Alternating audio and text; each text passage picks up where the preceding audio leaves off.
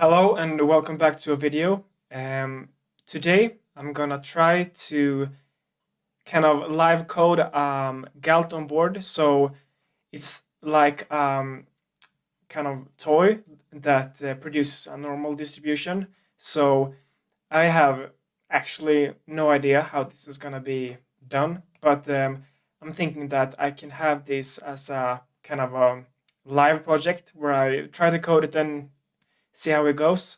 So for you, for those of you that haven't seen the other videos, that I made, it's about animation library that I've created called DefinedMotion, and yeah, so I'm gonna use that and try to make an as pretty animation as possible for this, illustrating like the mechanics of it.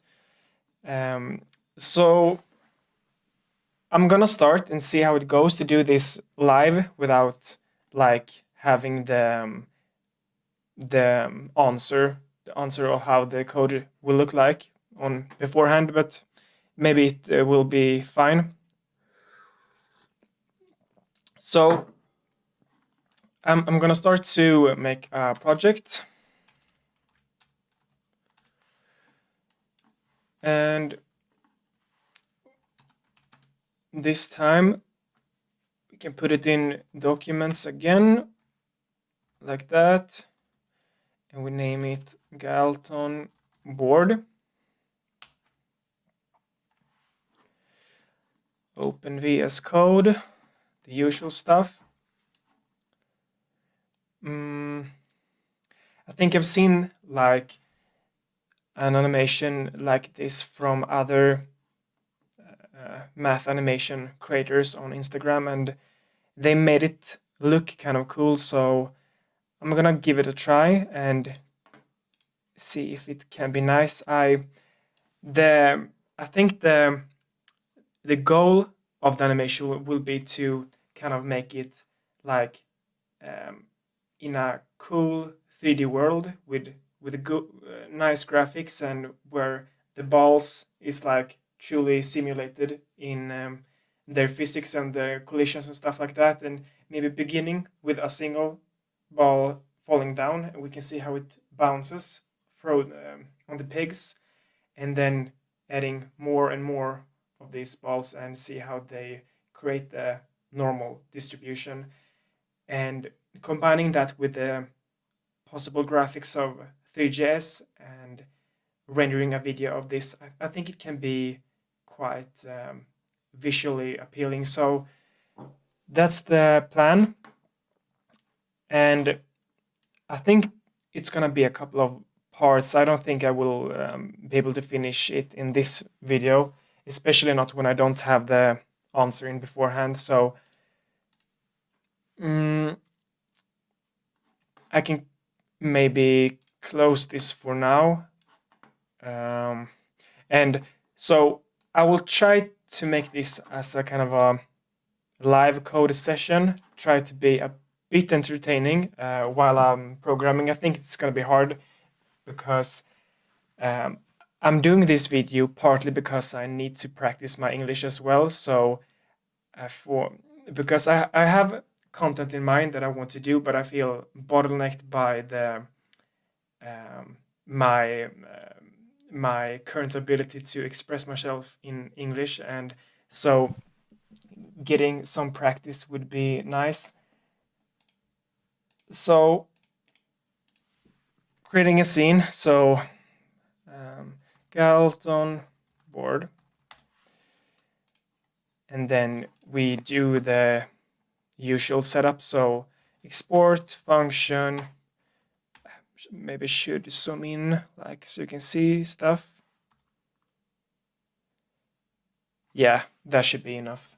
It's gonna be hard to write otherwise if it's bigger for me. And so Galton board scene.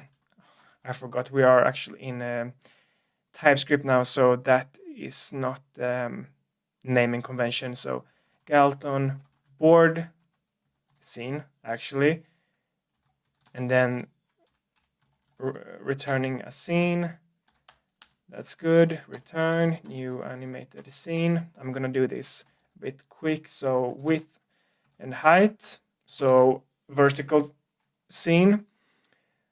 We're gonna do space. We want 3 dimensions. Even if the Galton board itself is 2D, it will live in like 3D. So I imagine like the camera viewing the ball and colliding with the pegs, like in a close-up, seeing the perspective and stuff like that. So 3 dimensions and hot reload. It can be, to begin with, maybe we can. It's gonna be tough with the trace from start because yeah, that's gonna be expensive to run. So we can just do begin from current, and then we add our scene function, and we are good to go. So now we have done the basic setup, and I'm gonna make the entry point to this. So Galton board scene, and I'm gonna do the installing. So npm install and npm run dev to see the viewer that we got, and it appears here. For the moment, if it's vertical like this, I think I'm gonna block the bottom of the scene, so it's probably more wise to make it like square for now,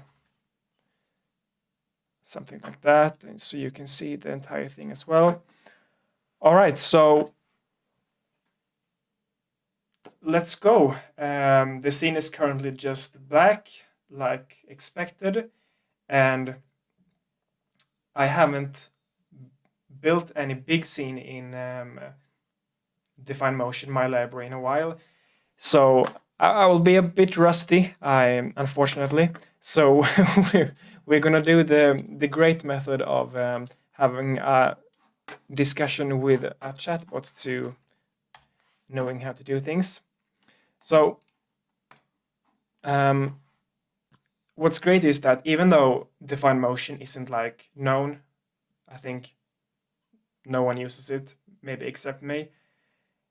Since it's built on 3GS, when I can ask stuff like how to build the primitives, how to build, a ball, a peg, or doing stuff, because the chatbots are completely aware of 3GS.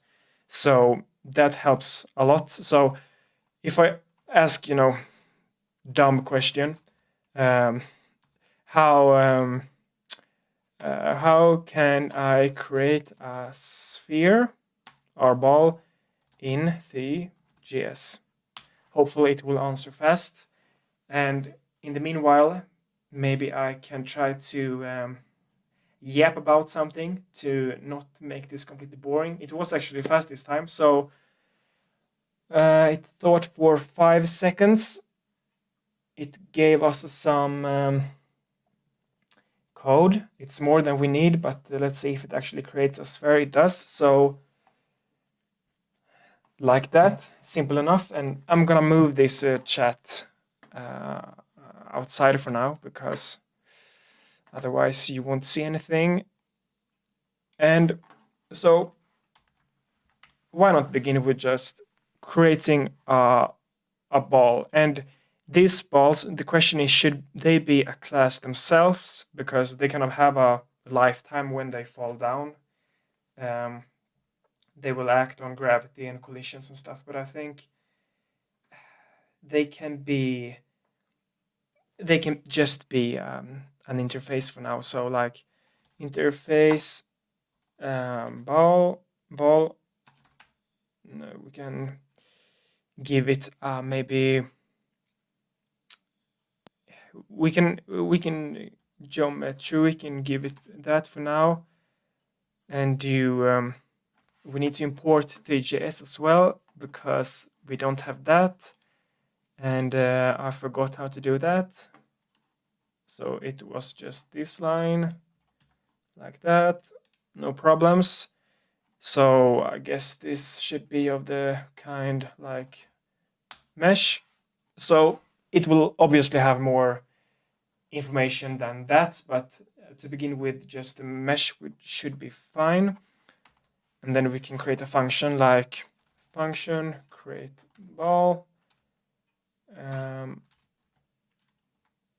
then yeah, that should return ball, and we do what the chatbot gave us.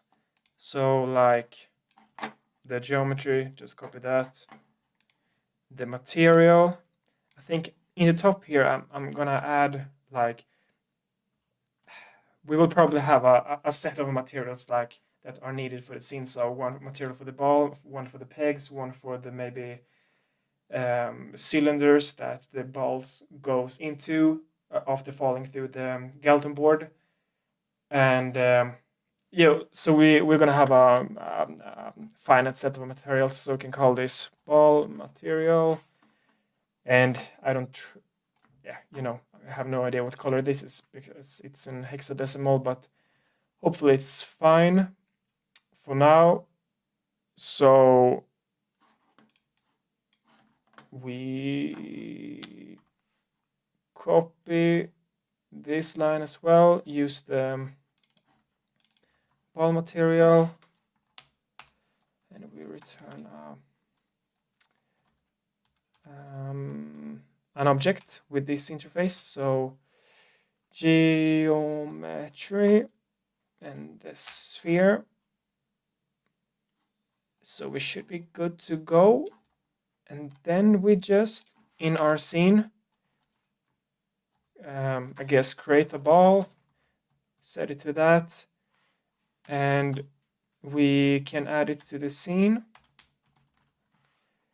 No, we couldn't. So ball is not as of course. We're gonna need to do that. And so that was a bit ugly, but it will do for now. If I save this, nothing is visible because I guess it's because we don't have any lighting. So I'm gonna do try to just add, what was the function called?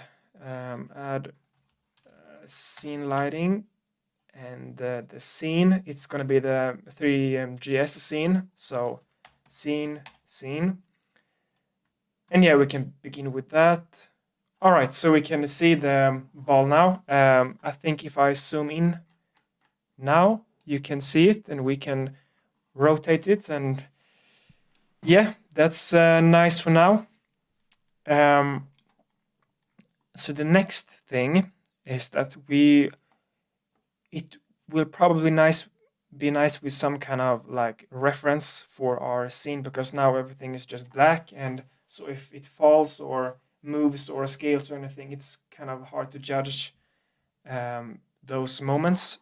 So back to the to the wise man, and we're gonna see how can I create a grid in the GS. Grid, it doesn't sound right. Grid with axis, maybe. Hopefully it gives us something nice. I've done scenes before where I've used this, so I think 3GS exposes it for us. And yeah, so grid helper, nice. We're gonna use that. We copy this as some just as lazily as we are, and create a function. Create grid, or maybe just yeah, why not? Then bam, bam, bam.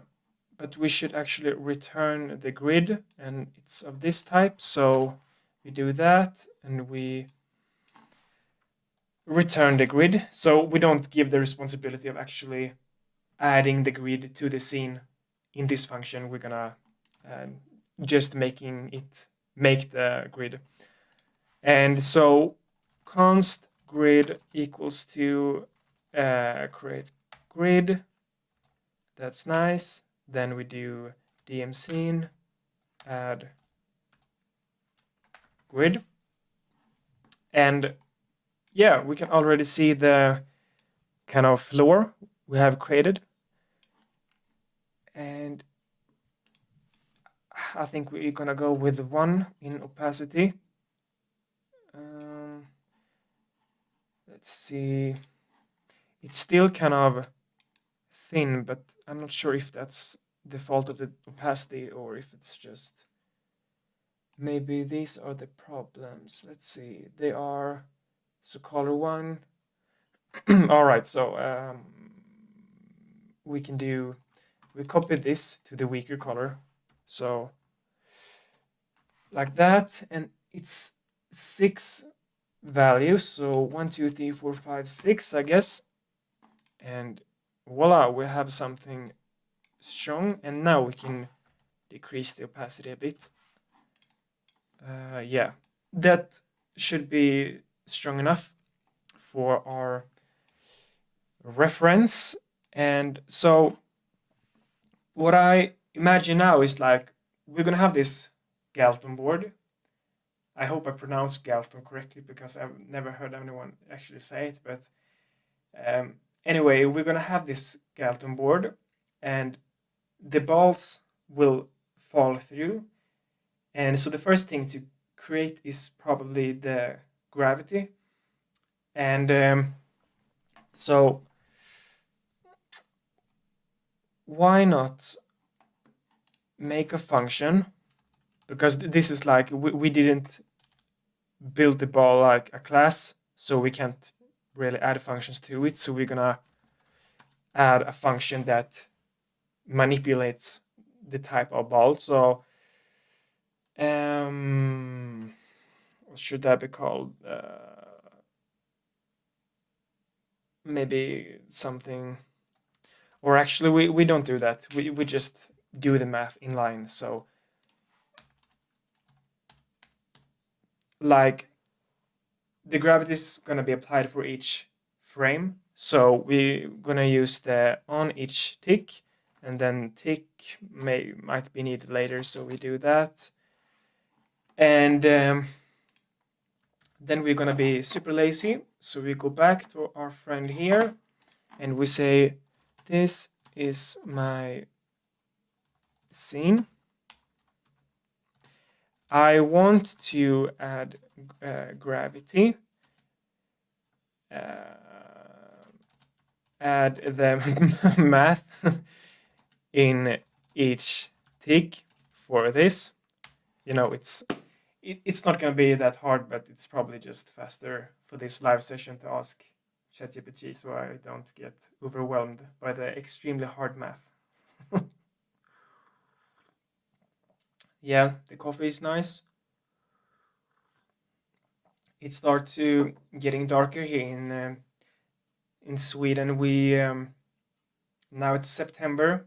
It's gonna be real dark soon, closer to the real winter.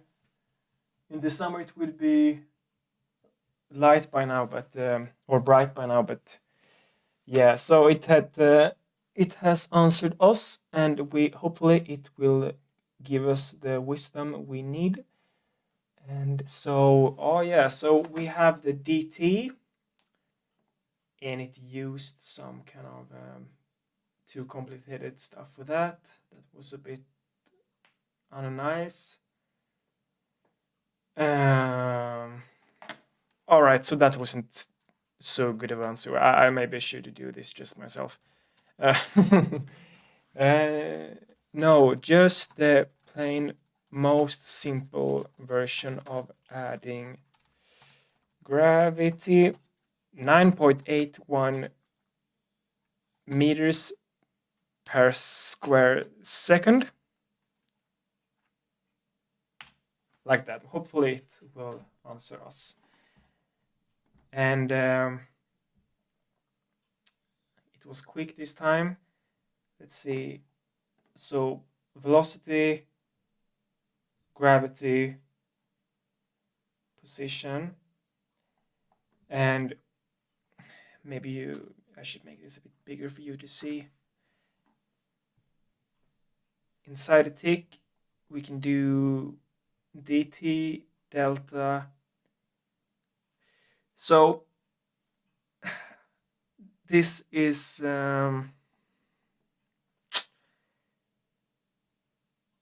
yeah, we do something like that. So const gravity equals to minus 9.81. And for the ball, we're gonna need to add some kind of velocity. So an extra property, and this is gonna be a 3 vector.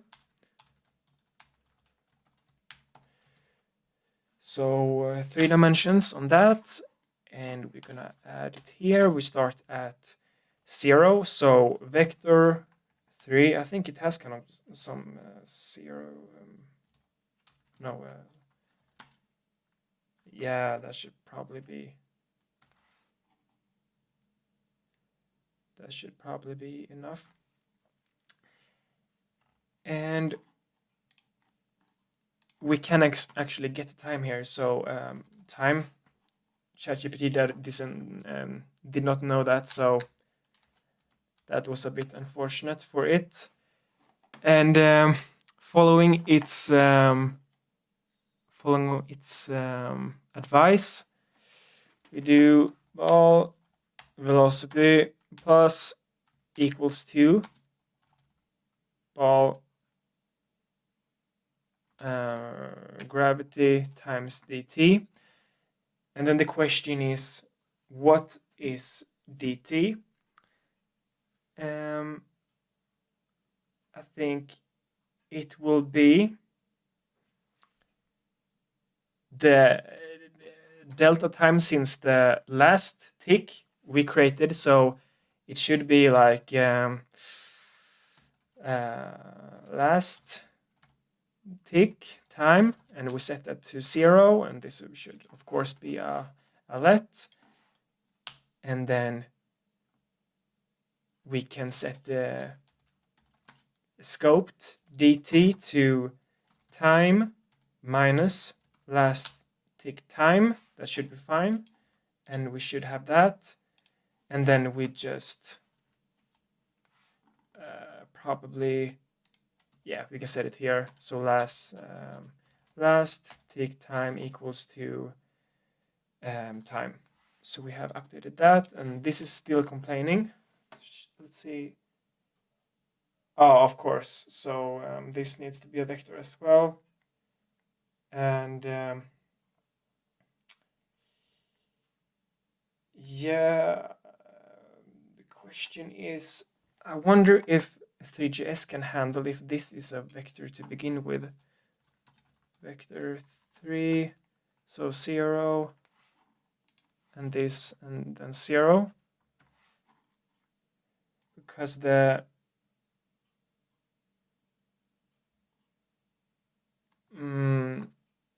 this is a vector now, and we can multiply that with multiply,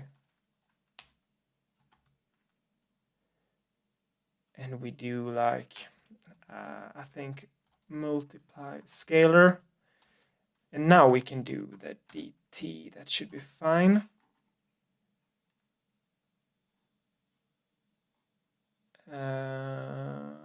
I'm not sure why this shouldn't be allowed.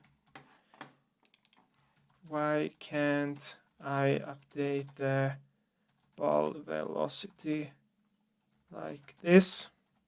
See if it can catch the mistake.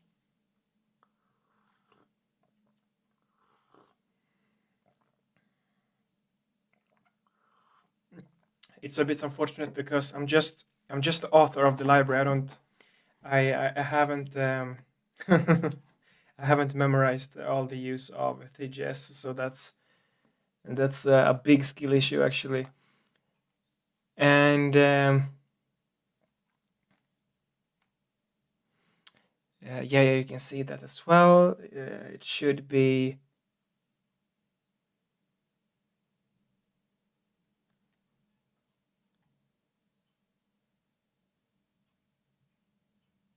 so.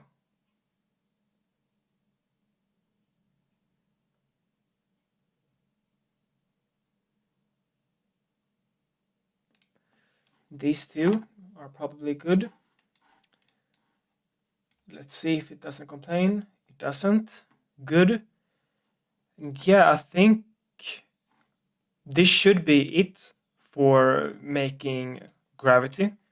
I might be I might be wrong on that, but let's see. Of course, I can't play the scene now because in DefinedMotion we don't have any time yet, so there aren't actually any frames for this function to run within. And so somewhere like here we can do DM scene, add wait, and wait is just like introducing empty an empty animation to add frames, so maybe 5 seconds. And that worked terribly. Great. Let's see. I'm gonna see what might be wrong here. Can ask our friend for now. The ball just disappears quickly with this. What might the issue be? So I can try to be a good programmer and actually look for myself, but it's easy to be lazy actually.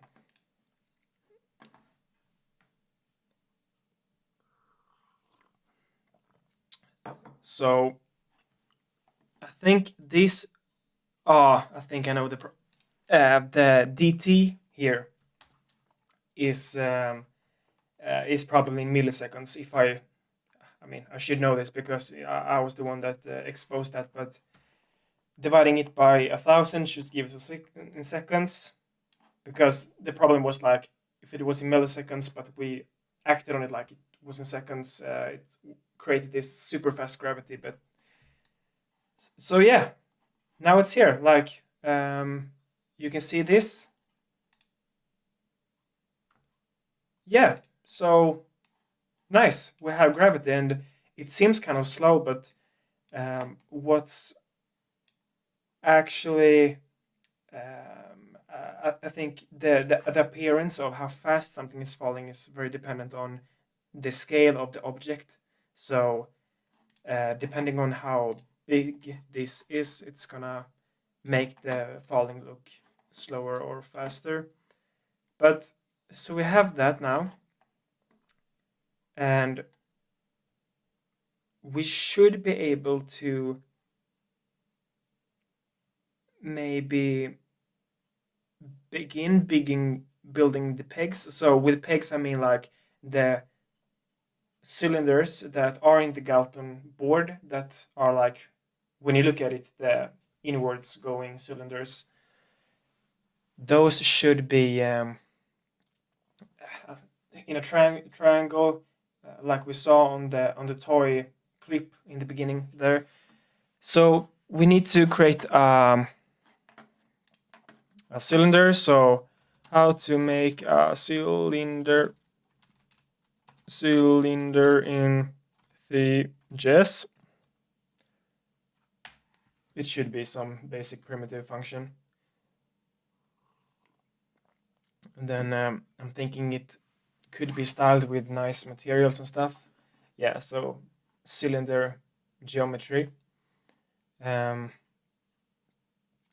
then a material on that, and then we just get the mesh. So basically the same procedure as the ball, and we can do a function here then that's called function create peg.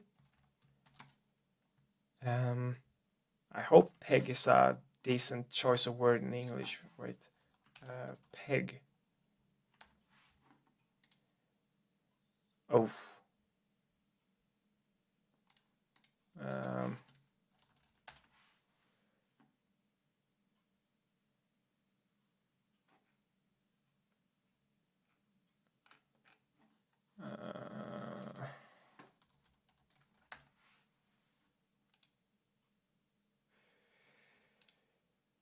yeah, we hope my weak intuition for peg might be correct. So let's call it peg for now. It's the inward cylinder in the Galton board, and maybe we should call this. We can create an interface called peg then, and that should have a geometry, and it should have no velocity, but it should have like a radius, because when we do the collision later, it's going to be needed to like do the math if something is colliding. So radius number, and we are gonna need that on the ball as well. Radius number. I mean, of course, we can find it by looking at the geometry, but that's probably going to be slower, and so it's just nice to have it as a property here. And so the ball should probably take a radius parameter, so something like this. I guess this is the first, yeah, and radius like that. And we need to give it, what did I do? We can set the radius. We can actually generalize it, so like ball const ball radius, set it to 1 for now, add it here. The grid is now like, yeah, in a weird position because of this. Just gonna make sure that it returns correctly, and then do this.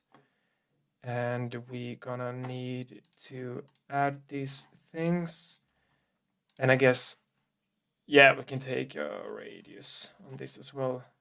Number peg, so like return, and then we're gonna have a geometry, and that will be the sill. I like to have more cylinder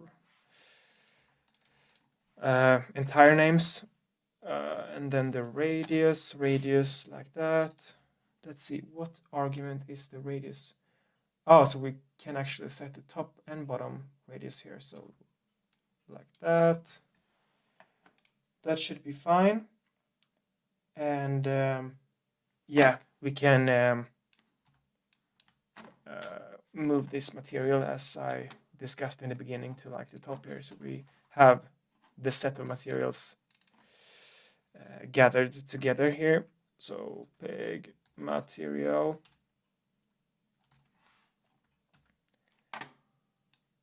and that should be fine for now. And then we can add that here, no problem. Great.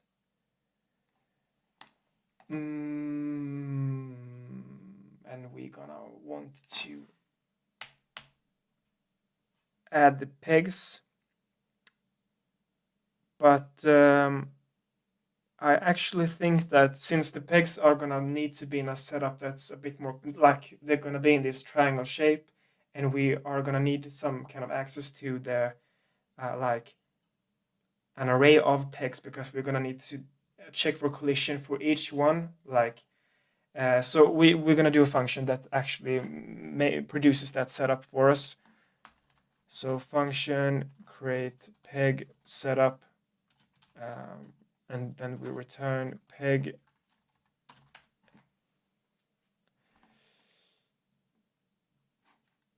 I'm just gonna check this in a Galton board. The collision cylinders that the balls are colliding against, can they be described as pigs? I mean, in Swedish, oh, it is the standard. All right, so it's kind of the same as in Swedish. All right, great. So I haven't totally messed up the terminology. And yeah, so building the setup. So how should we build this? I guess that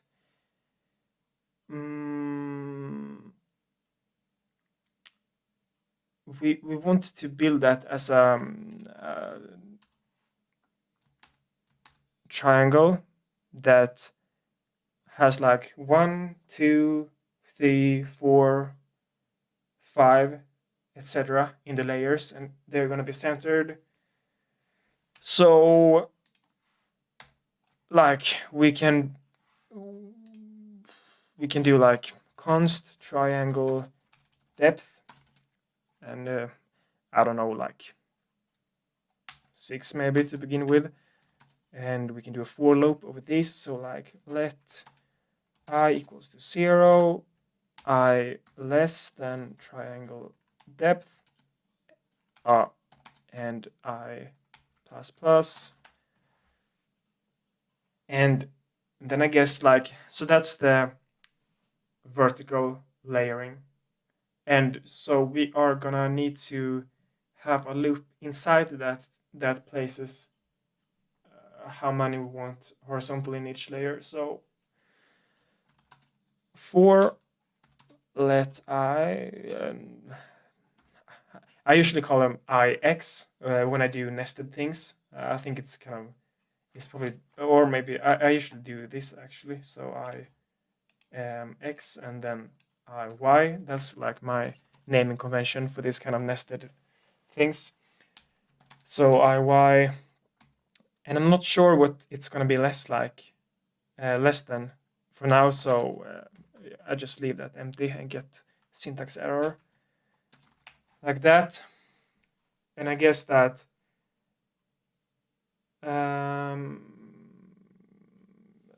yeah, one way to do this should probably be to let layer layer count, and we begin with 1 because it's going to be 1 peg in the first layer, and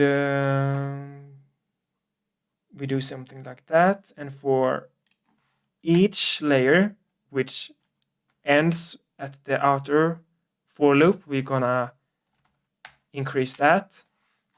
So inside this we need to we create the peg. So const peg equals to create peg and radius.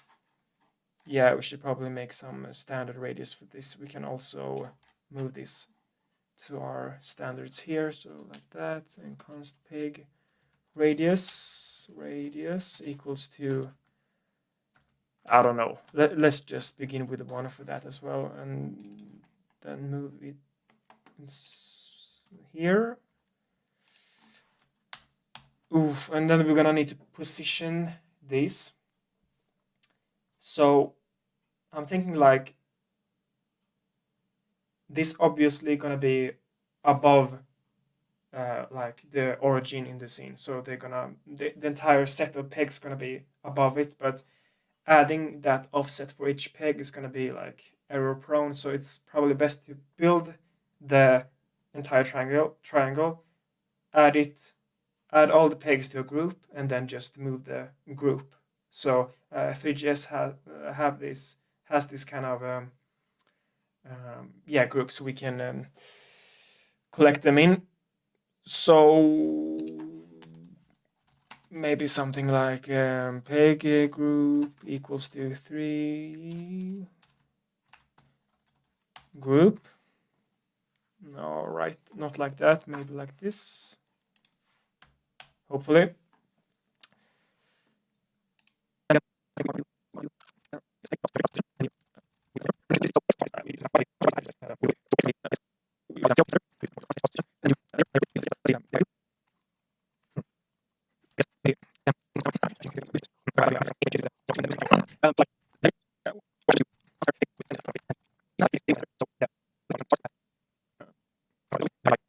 it's going to be off left shifted by the half width.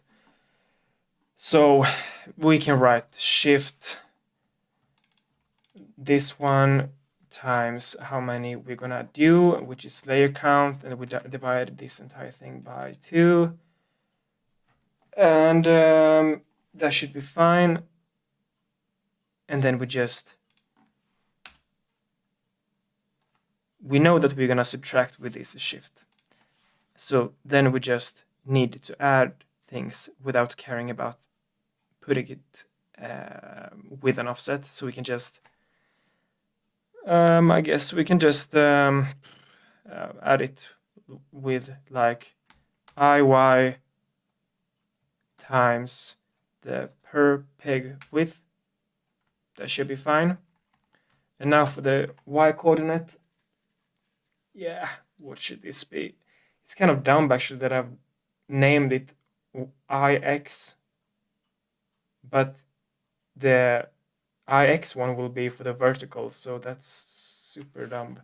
I'm gonna leave my convention for it doesn't work with this particular one visually, so this actually has to be Y, IY, IY, IX, IX, IX, and then I guess this must be IX. All right. So the Y should be, we need to add per peg height. No, we do it height, something like that, and I guess 3 as well. And then just IY times this then.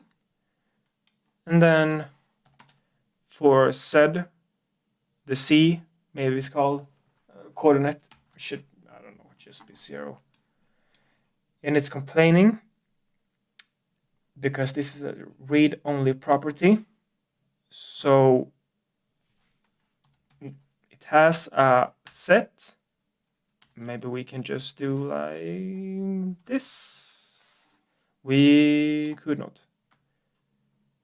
Expected 3 or, oh, right, it wanted, all right, so we can just remove this then. All right, so that should be it.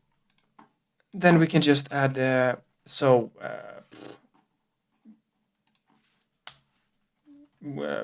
peg const pegs list, set to peg and make it a list. That should be fine. Then we add it to we push it to that, and then we shall also add it to the group. So peg group add peg. Now we have it both in a group and in the list. I think the list will be the quicker one to iterate over. The group might be quick as well, but if it's stored in some kind of tree, I don't know, it's gonna be a bit unnice. But here, of course, it's probably gonna be the geometry. I think geometry should be dumb to name it. Actually, it should be like mesh, but yeah, it's probably the most responsible to just eat my mistake and rename things. So peg is still incorrect. All right, so like that, like that, like that, that. So now we have done our complete renaming. Great. And hopefully, if I'm very lucky, this is gonna work. I don't have much of a much expectation actually, and we're gonna do something ugly here. We're gonna do return, and we do pegs list, but we have produced the group as well. But since it's kind of essential to the scene, so I guess we just do something ugly like this and just add it globally. Who cares? It's just for animation, so who cares? Um, yeah, and then we can maybe, if we are lucky, do the what did I even call it? Setup? No, you here, create pegs setup, and yeah, that should produce the group and list. Nah, I can't stand it actually.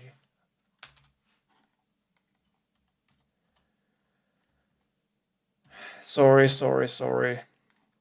Not good.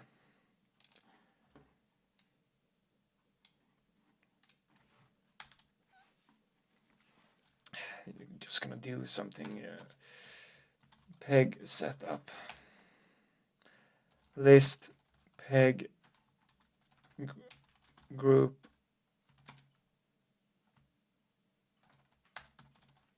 Like that. So now it's done for real. Peg setup like that. And then we do list, pegs list, and group, and group. What? Yeah. Peg group. It should probably be pegs group.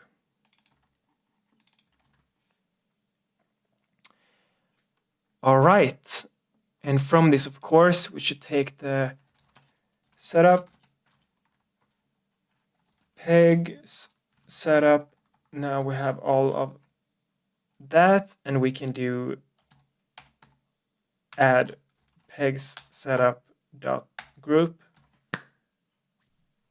Hey, first try, almost. Look at that. We have our triangle thing. The cylinders are pointing in the wrong direction, and it's built upside down. But you know, solid first try. No. So how can we fix this? It's also not centered of some reason. Like look at the here, the bottom of the triangle. It's not even centered. Damn. That was not great. If I just asked ChatGPT, it would have managed to do this in the first try in like 15 seconds. All right. So what can we do about it? Create peg. I guess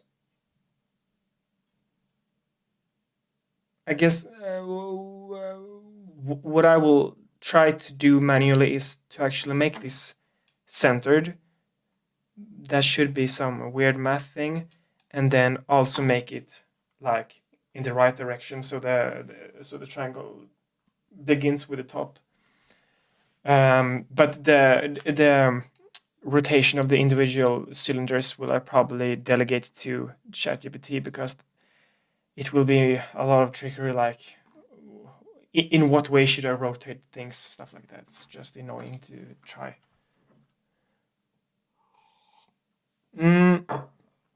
So Ix begins with 0, which means the first will have no offset. And in my brain, that feels kind of correct, to be honest. Like, yeah, I'm obviously wrong here somewhere, but like Ix, we have, like, say that we have 3 cylinders. 1, 2, 3. We start with no offset. So we start 1, 2, 3. And then we push it back with an offset and X shift, as I called it, with half of it. So is it half of it? Per peg width is gonna be multiplied with the layer count. Yeah, but the problem might be the layer count is, it should probably be subtracted by 1. Hey! Really smart. Now we have this great center, the triangle. All right, so we just need to make it point upwards. And then the question is, do I even look at the scene in the right direction? I should be doing that. I think the default settings should be correct. I need to assume that. So I am obviously wrong somewhere. And where am I wrong? The peg. We start at layer count 1. Ah, damn. This should be minus. Ta-da! So, I'm sorry. All right. Now we got it. And then, as I mentioned, we delegate the answer of trying to write individual cylinders to ChatGPT. So can you help me rotate the cylinders to actually point inwards? Because it's going to be, with what coordinate should I rotate and stuff like that. It's just annoying to guess. But, ChatGPT, they know. They know. So hopefully it will not think for that long, because if it does, my YouTube video is going to get boring. So we can do this. This is my, I think of it like junior developers. Like we can assume that I'm the master, like, and I ask my junior developers if they can do my tasks. So I asked them in parallel. So now we're gonna do Claude. Did I get? Yeah, I did. Because Claude usually returns faster, but of course it doesn't think, so it might be more wrong, especially with this Sonnet 4. Let's see if it gives us the rotation anywhere.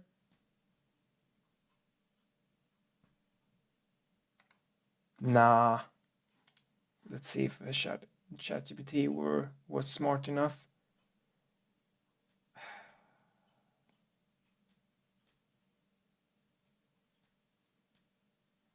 All right. So it's a bit too complicated for my taste, but I'm just gonna simplify that.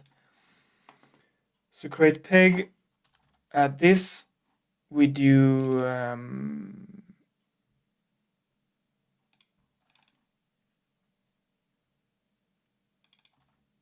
oh, sorry. No. Cylinder inward. We just, we don't gonna have these parameters. We just take one of them, and I guess we can begin with this. All right.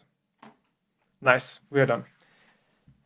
So it actually guessed correct. It was the x coordinate. And then we're gonna make the, I think the color is a bit dark. So 1, 2, 3, 4, 5, 6, completely white, and then we're gonna do peg radius, like just say like 0.5. I'm not sure. I guess like for this Galton thing, they're probably gonna need to be. They're probably gonna need to be have like a spacing that's big enough for the probability to actually be 50-50 if it should go like, or yeah, you get it. So I will have to figure out that distance between the pegs, but we can do that later. So now is probably the time to actually make the Y offset that I mentioned to put the entire group of pegs upwards so they are above the origin. And maybe we can do that. Peg setup group position Y and maybe 10. No, 30. Yeah, why not? That's fine. All right, starting to get there. Seems like. The quality is going to be a lot better than this, but we have a start. I think we can do this 20 for now. Or what did I do now? Like that. And you can see the hot reload as well, which is nice with this library. The horizontal or the vertical spacing seem too big. So like 2, that was too small. Or maybe it just the width that should be bigger. So 5. We can ask my junior developer, like the thing that I mentioned. Where is it? Here is it. For the ball in the Galton board to have a 50-50 probability, I guess it should be to create the normal distribution. What should the spacing between the pegs be? Horizontally and vertically. Bam and bam, the smart one. Let's see, can you actually see what I'm doing? Yeah, you can. Great. So in the meanwhile, I think we can maybe make the cylinders a bit more, give them some more depth.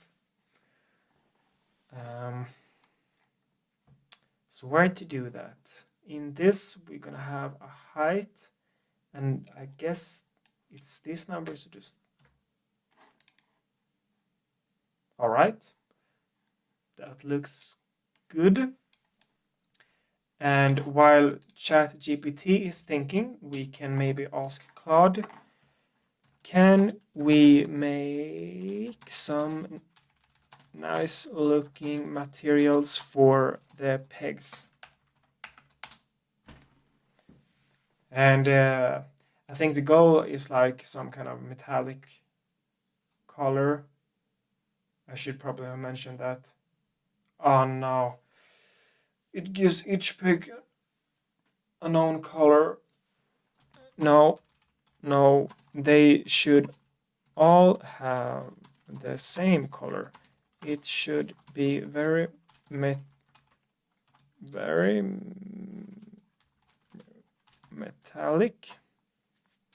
with a bit of roughness. I don't know the spelling rough.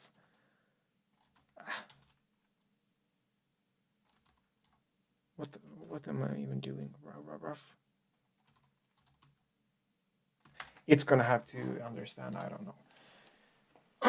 So in one of my other scenes, I did make a bump map to like get the material to have some 3D effects and stuff like that.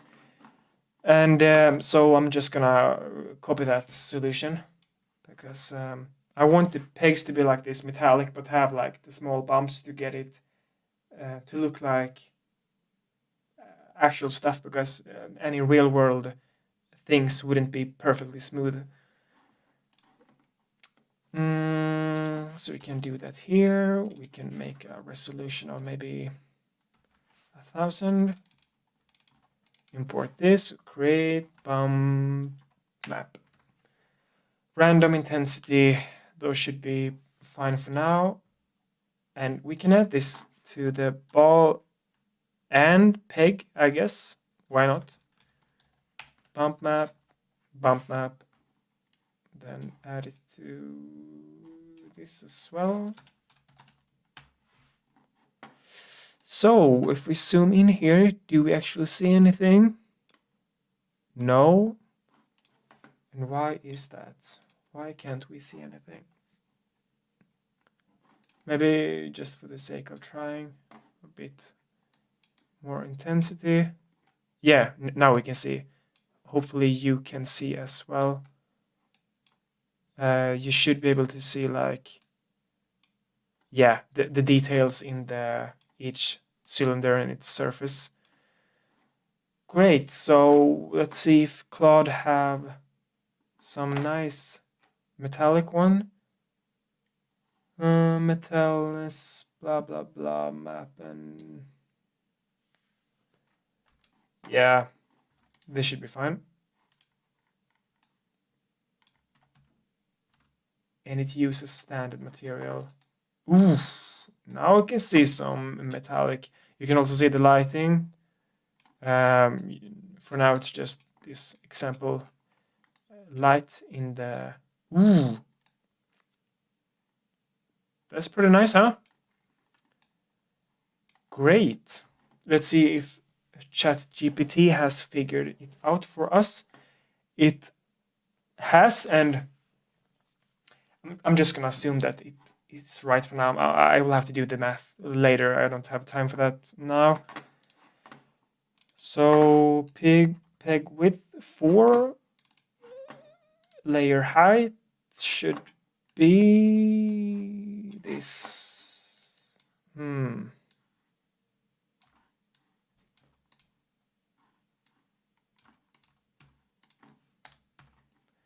So what you see now is what this is the correct spacing according to ChatGPT to get the correct normal distribution. And I guess like now, if this is played, the ball falls. The camera is also, you know, not where we want it. So one nice thing about DefinedMotion is that I can just move it, like obviously, you know, in the editor, but instead of guessing the values, I can just get them here. So I think it might be too small for you to see, but yeah, it renders the rotation and position and stuff like here. So maybe this is a nice starting view for now. So if I just copy these three and add them, where should I add them? Why not just here? And I'll skip the middle one because the quaternion will be enough. I'm gonna do this. So as you can see, when I started the scene now, it didn't like reset the view like it did before. It actually started where we wanted it, where we added the values. Yeah, so if I make the starting position of the ball, mesh position y equals to, I guess, 40. Where is it now? Oh, it's all the way up there. Maybe 30. 25. All right, so here I can update the position again to make it a bit better. No, that's the thing, like, to make this actually good, you need to have the rotation as well, so need to copy both of them. I like to use the quaternion instead of the like other rotation values, so I should probably make them like in line so I don't have to copy this and copy this, so you know, who cares. So if I play this, the ball should fall, but it should just fall through all the cylinder. So bum, bum, bum, bum, bum, which is to be expected. And you can see, like, if I scrub this, the animation scrubs smoothly, so that's nice. So the question is, how am I gonna make the ball react, or respect the collision with the pegs? Yeah, how is that gonna be done? I guess, like, this is my overview idea.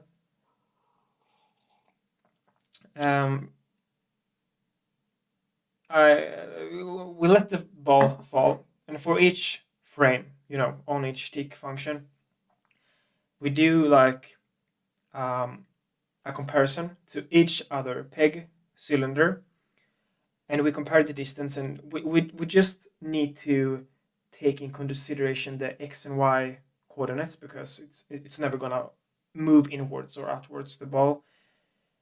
So for each tick, we do the comparison to all of the pegs, and we check if it's in collision with any of them, and if it is, we do something where we like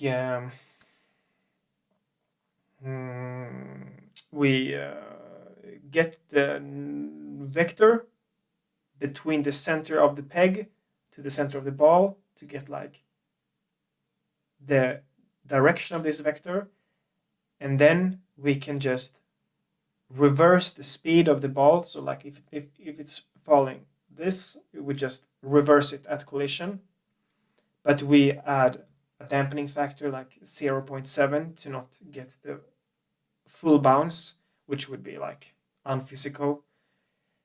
And that should be it. The question is if I should... Yeah, we'll try something like that. So we create a function, and we call it like or maybe we can just do it in line for now. It just adds complexity with passing variables and stuff like that. So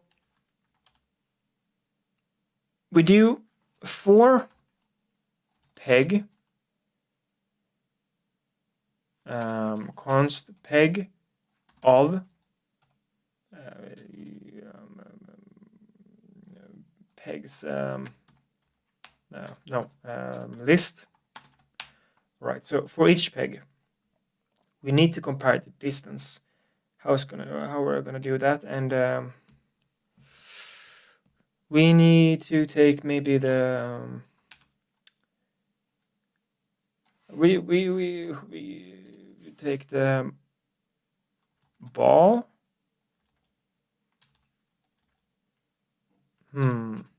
We do to make this. We could use like the built-in vector functions, but since we only need x and y, and we need to make this like very easy to work with, because I'm not so fluent in using those 3GS vector functions, maybe just like do const x ball and then do ball dot mesh dot position dot x. I'm not sure if this is so smart to do, but we'll see. Mesh position y. So now we have those, and then maybe, or I should just check if maybe the interface for the vectors is like obvious, and then I'm missing out. So peg mesh position, distance 2, I guess, ball mesh position. All right. And I guess if here, if this is equals to, or no, we're gonna need to, we can't compare it directly, we need to compare within like within, no, actually we don't. We can just do, we can just subtract the minimum distance it should be and check if this is less than 0. That should be a pretty robust approach.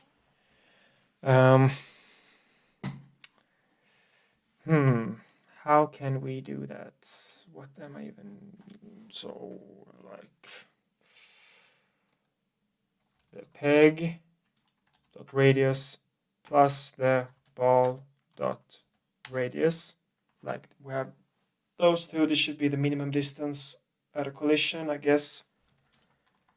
And we subtract those and we check if the entire thing is less than 0, because it shouldn't be. And that should be our condition. So then inside here, if collision is happening, what should we do?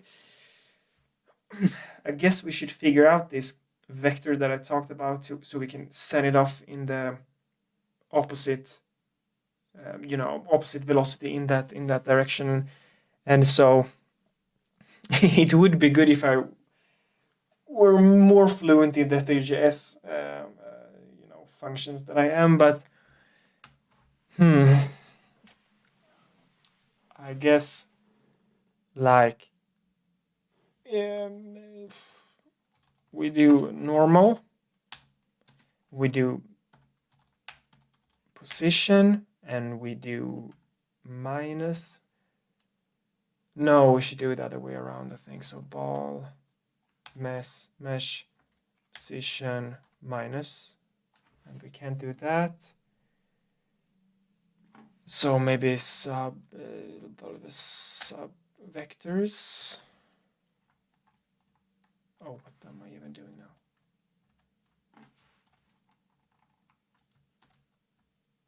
No?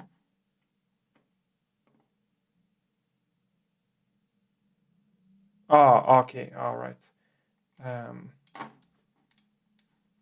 It is like that.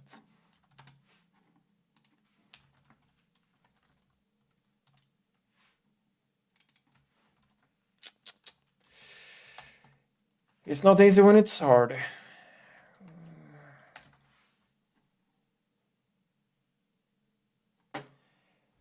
Yeah, I'm probably gonna need to ask my friend here. I know the interface not well enough. Can you see this? I'm just gonna check. You can maybe do this a bit bigger.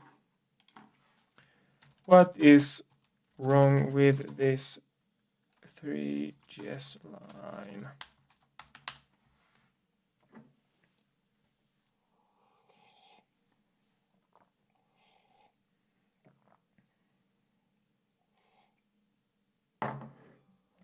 It's thinking. It's hard.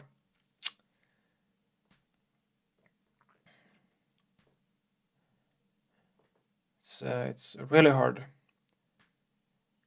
It would be more nice if I just could like use the minus sign, but I think the JavaScript doesn't overload like that. I think in Python, I've also seen in Rust, like normal operators like minus, plus, multiplication, stuff like that can be used even for complex types. What the heck? I ask. I will. Oh no.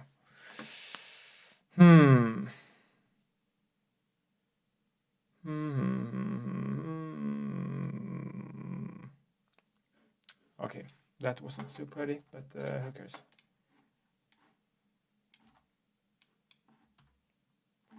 And while at it, why just not ask for how to like normalize it? Because I guess we want to make it 1 in length.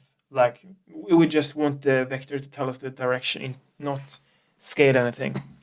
How from this, how can I also normal? Yeah, the spelling seems to be off. Or is it?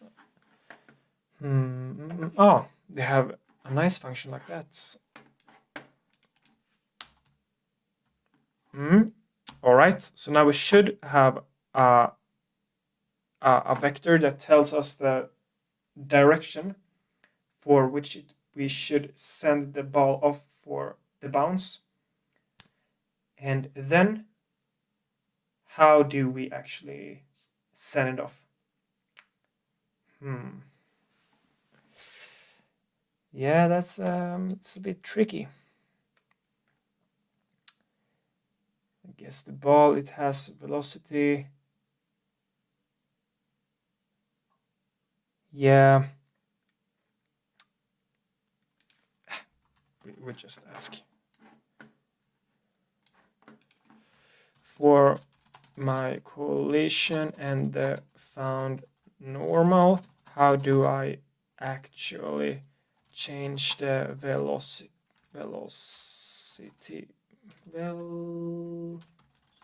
for the ball to be correct for the bounce? I can ask ChatGPT as well, because it's usually more correct, even though it's slower with the thinking model.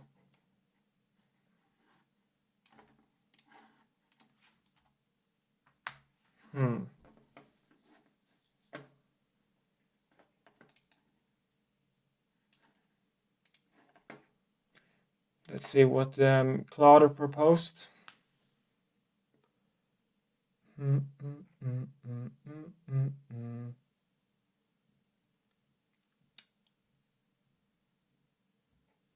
What is this?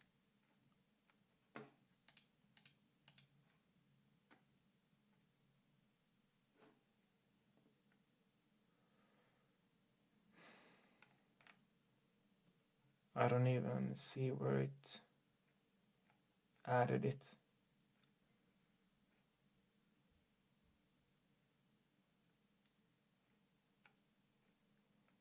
Yeah, I might be blind, but we're gonna see what ChatGPT says. So hopefully we can have this collision soon, and that's gonna be pretty nice. I wonder if, like, to make this scene actually look good, I think one idea is like to have the many balls stacked in like a glass cylinder from the top, let them fall through the Galton pegs, and then land in like discrete glass cylinders for each possible outcome, or glass containers of some kind. And since they are transparent, we can like see how the amount in each container grows, and should create this normal distribution in from their quantity.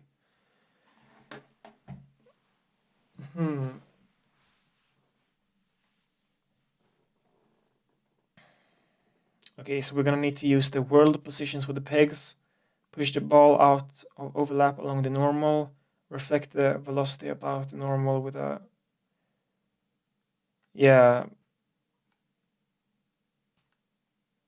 peg world restitution. Oh, the bouncing value. So it seems to have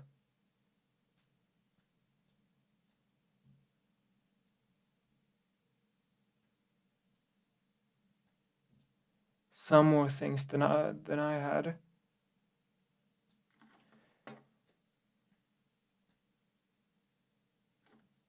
Pig world. Get the. Yeah. Since they're in a group, I like kind of offset their world, so I'm gonna need to do translations between those. And then a delta. What's that for? Delta.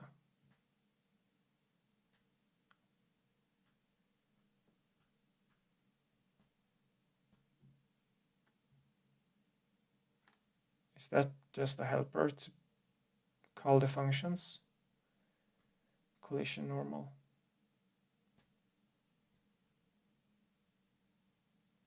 All right, it tries to save from GC allocations. I don't know. I feel like it kind of changes unnecessarily much of my code. Like even the things that it does agree on is changed, rephrased. And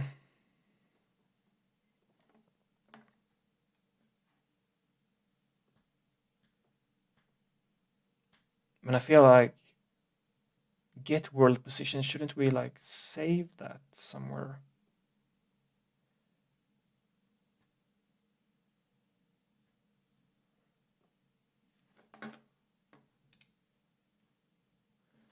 Yeah.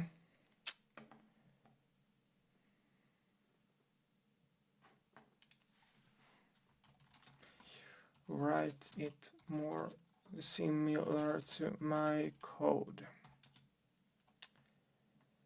There will also be multiple balls in the future, so don't make shortcuts assuming there will only be one. Let's see what it thinks about that comment. And in the meanwhile, I'm gonna try to understand this better, what it actually tells me to do.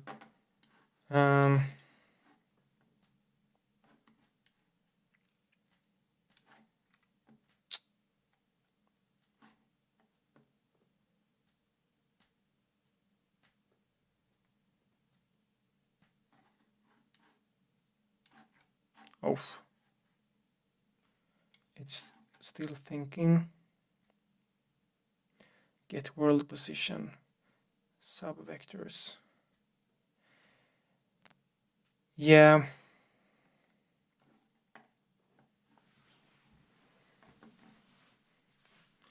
I'm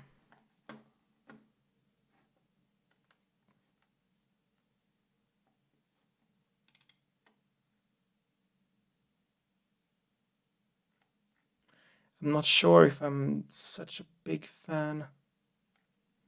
Okay, so here it tries to match my style a bit better. And here it seems to be the same, maybe the same. Here are a couple of things. So peg world, delta n, vn. I hate when it uses like those short, what's it called?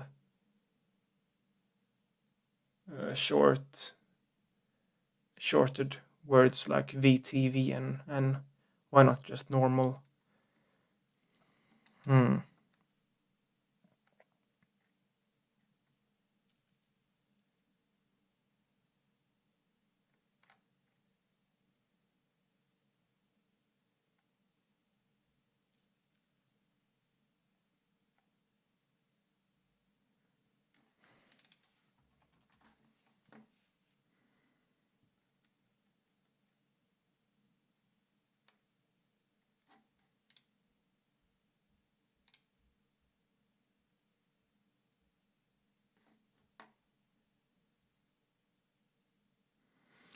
So maybe the get world position stores the thing in peg world.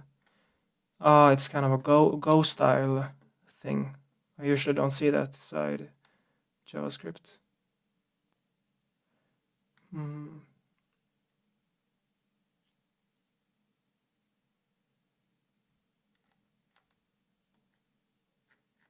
Or no, I was looking at the wrong thing.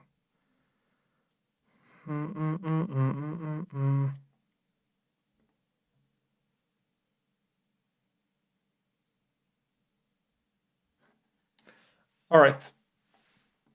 So we can maybe follow the advice of moving the code outside on each tick function. So function resolve ball peg. And then we're gonna need the ball because we will have money, and we need to the peg. All right. And as it proposed, we can use these reusable things, but I would like better names like normal.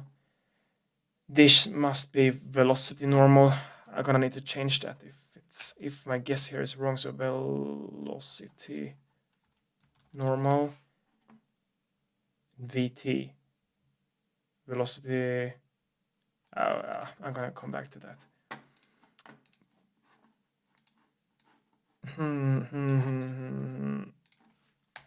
So peg mesh get world position, and just returns a vector representing the position.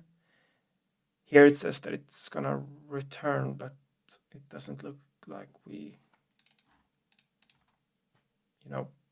use the return, so I'm gonna ask chat about that.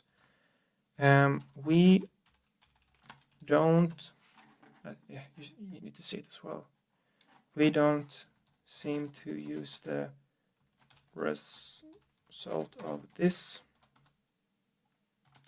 Why not?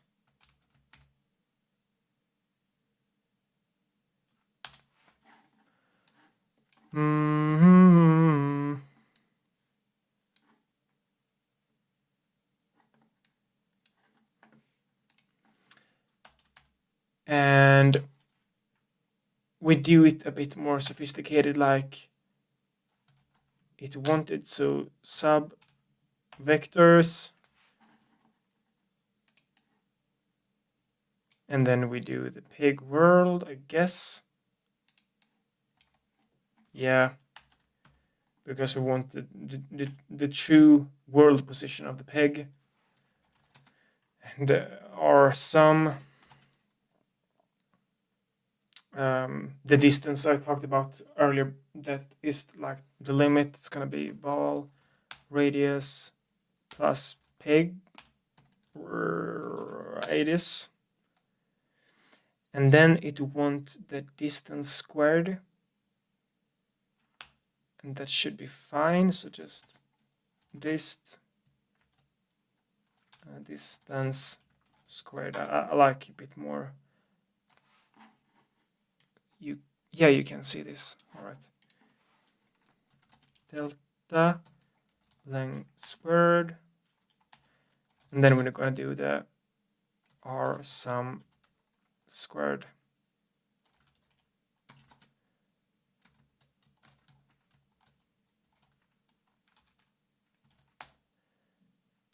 That's fine, and we do the simple check. So distance squared, if it's larger or equals to the sum squared, we are fine. So we just return to save from all the work we don't have to in that case. And now we do the, if this is not the case, because if it was, we have already returned. So if it isn't the case, we do the distance, and it uses from distance squared, and we're gonna need to take the max because we don't want to get nonsense values. I'm not sure here if it's required because it's squared, but we can have it like that for now. And then the normal, I guess. Copy delta.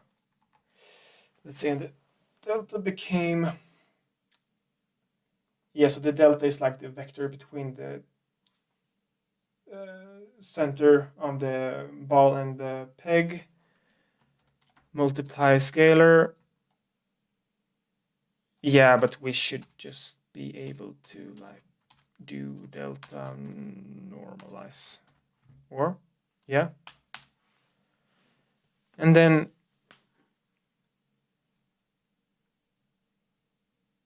yeah, but then we don't really need this. We can keep it for now. And then const penetration equals to r sum yeah, now it came. So dist plus slop, and where did slop come from? I don't know.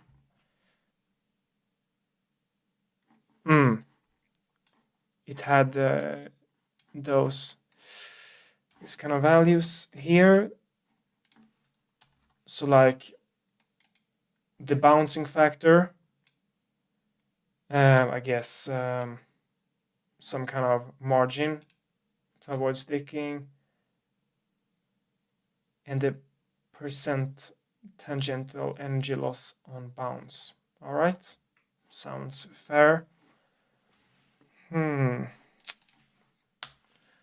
Ball mesh position, add scaled vector, and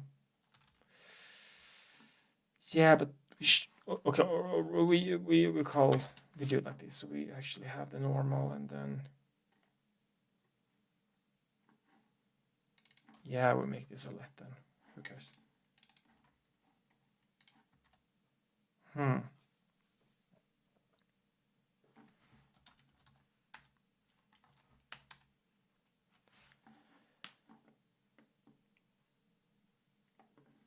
And then we do the v dot n equals to ball velocity dot n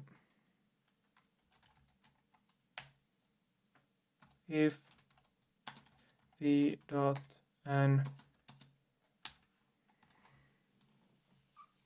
So it's like checking if the dot product between the normal and the current velocity is less than 0, which means that they are aligned like differently, something like that. They aren't aligned in a positive way, they're aligned negatively. We do the ball velocity, add scale vector, normal, and then they had this like weird formula for the restitution. I haven't heard that word before.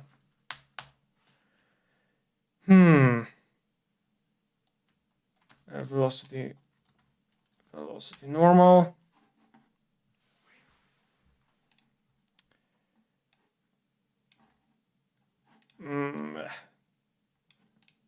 Yeah. I'm gonna be so lazy that I just copy this. Normal. So this line is basically doing a copy of normal, multiplying with a scalar of the dot product, but we just computed that. All right.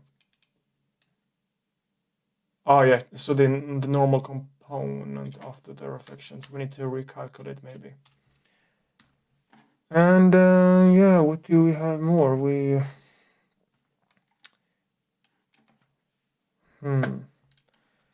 The VT.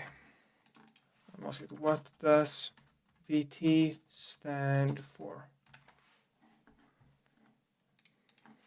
Velocity normal.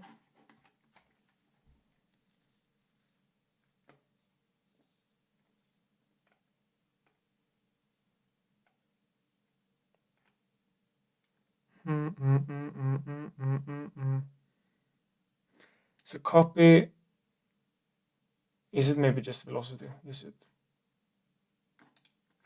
what it stands for? Ah, tangential velocity. All right, that wasn't too obvious.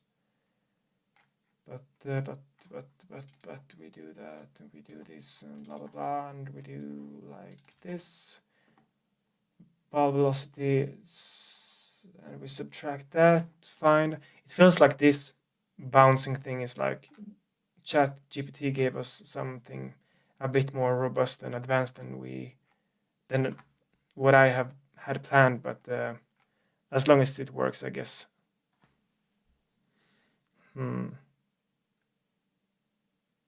Where am I even looking now? What I'm doing? Ball velocity.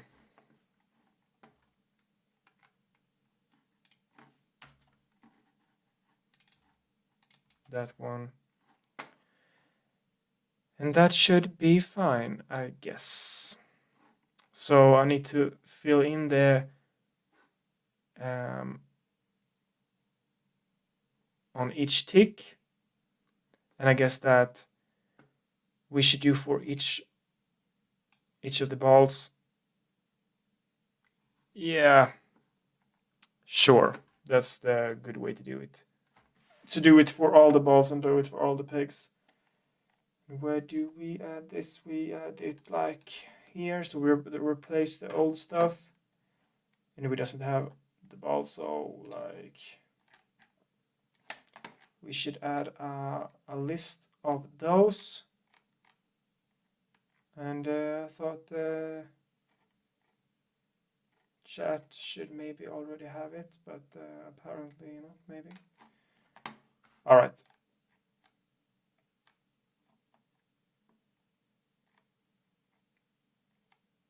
We just create it here then. Let or const balls equals ball and a list of that.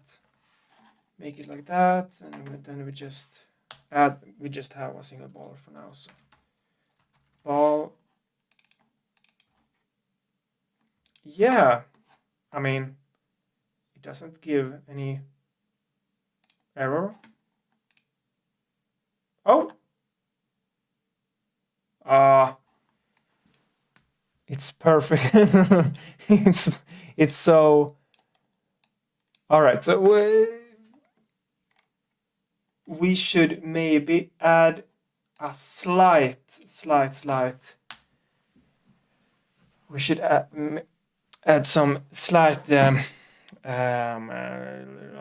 dislocation at the start, so it isn't absolutely perfectly at the center. So ball mesh position x equals to math random, and that is between 0 and 1, and we want something between minus 0.5 and plus 0.5, so minus 1, and that would be too big, so we just add a scaling to that. What is happening now? Yeah.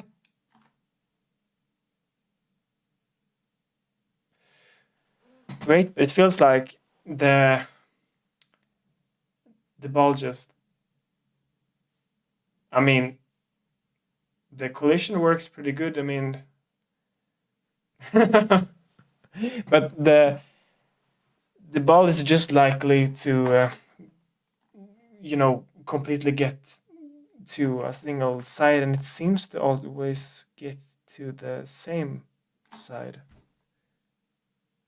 Minus. Oh, of course. Stupid me. Should be 0.5 here to make the effect I wanted. Now it should actually be fair in what. Yeah, so it can actually bump to any of the sides. So I think this will be it for this part. Of course, we aren't done yet, but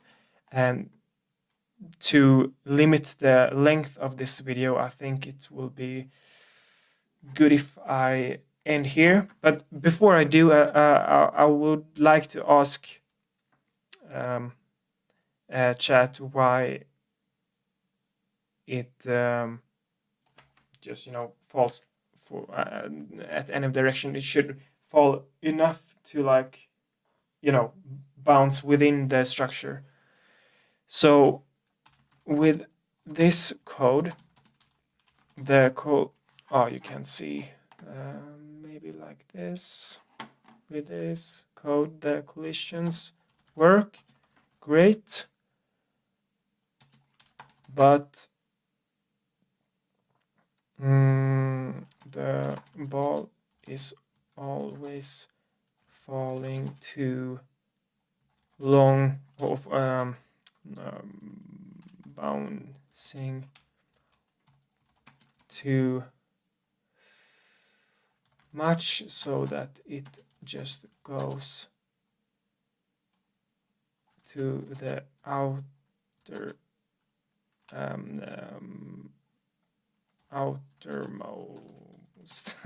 side of right or left of the Galton board.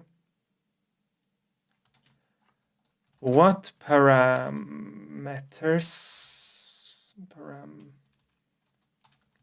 the scene should I change to make the Galton board fair?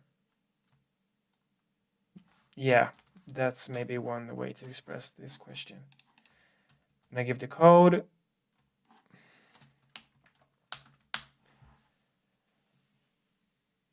Yeah, so we're starting to get some result at least.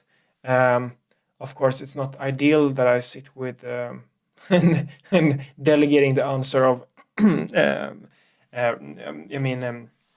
delegating the responsibility of thinking to ChatGPT, but it's quite hard to just come up with something on the spot, especially like with collisions. And yeah, but hopefully this video has been all right to look at, and it has been a good English lesson for me. Remember that that's part of the reason why I actually do this, to practice like speaking.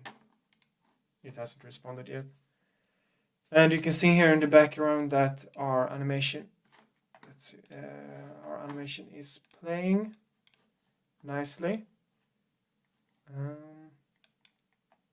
Yeah. Oh, it bounced within the. Let's see what it has. What kind of advice it has for us now. Using a ball shoots the edges effect because the system is too elastic and too clean. Specular reflections, a little dissipation. A fair Galton board needs small losses and tiny randomness, so each collision is like 50-50 instead of amplifying a tiny initial bias. What to tweak? Good starting values. Restitution drop to right, so maybe that. I feel like maybe it's hard to actually get a fair Galton board by doing this, like because now we are truly simulating the gravity with collisions like a real Galton board, but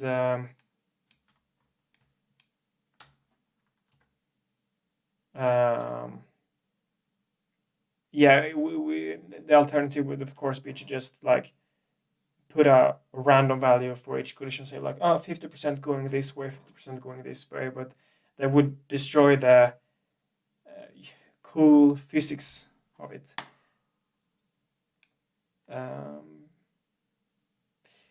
No, I feel like chat is wrong. I mean, we shouldn't need it to add air drag to make this work.